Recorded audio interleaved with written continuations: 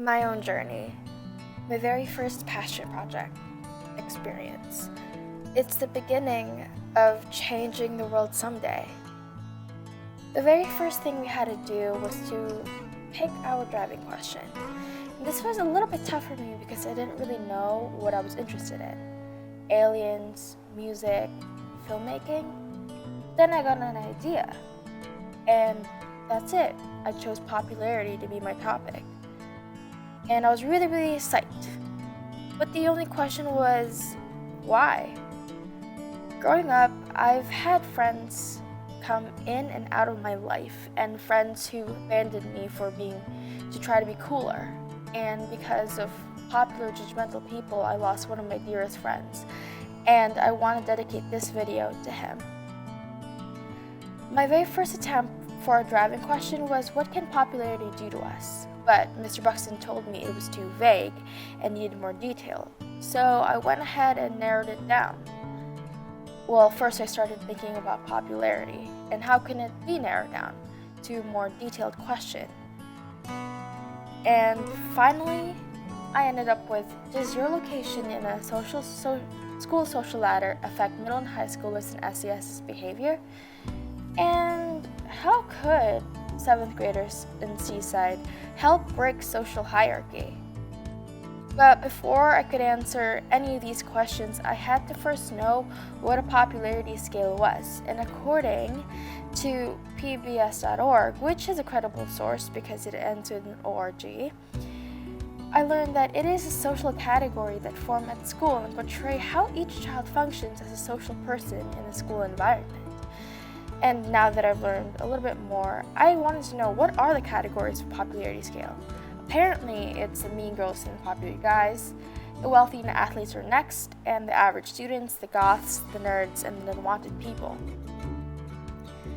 Well, and also, a lot of people ask me if popularity is the same in different countries, and the answer is yes. It is, whether you're in Africa, in America, in China, in Antarctica, in South America, Australia.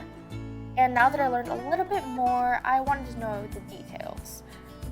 So according to the healthline.time.com, which is a credible source because the authors are both PhDs, they interviewed 6th, 7th grade, 8th grade students and asked who bullied them. And apparently, 1/3 of them get bullied by popular people.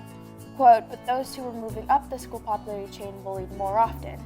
So that means popularity does affect how kids behave in school.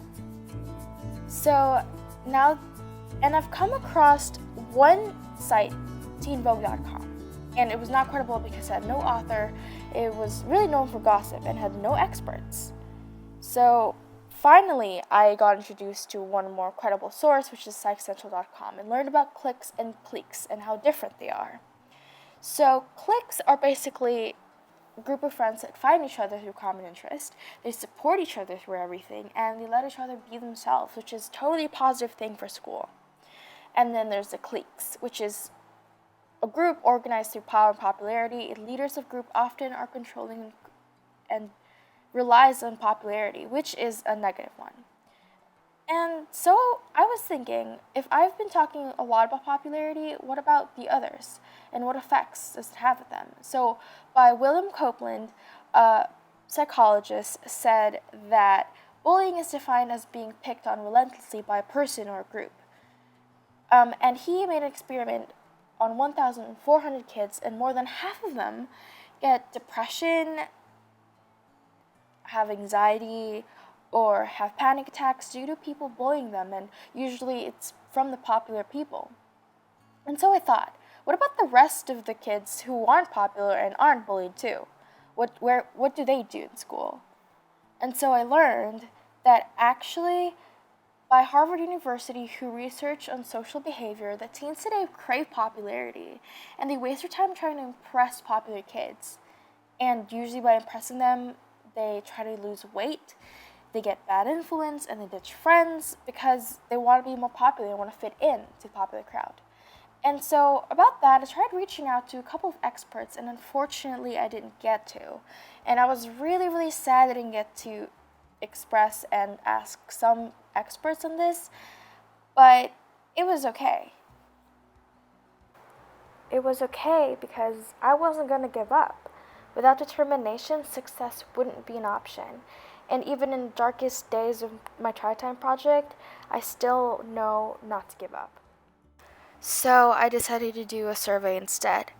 And with my results, I've realized that a lot of people in school actually get peer pressured and getting bothered by popularity. And that's living proof. So another research I did was the observations in the SAS cafeteria.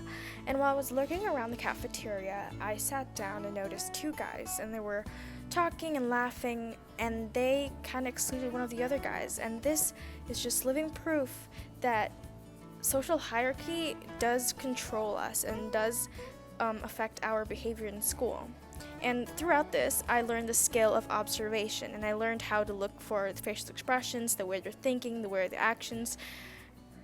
And my overall reflection is that this social hierarchy and social ladder does affect us, and that we have it everywhere in school. And I learned so much about it and how I'm part of this social ladder as well. So I think that a skill set I've achieved throughout this is working with documents, working with Canva, and how to put elements in there, and how to use Powtoons, and how to put like images and graphics in it. So my made a poster to share with my friends online to inspire them to be true to themselves.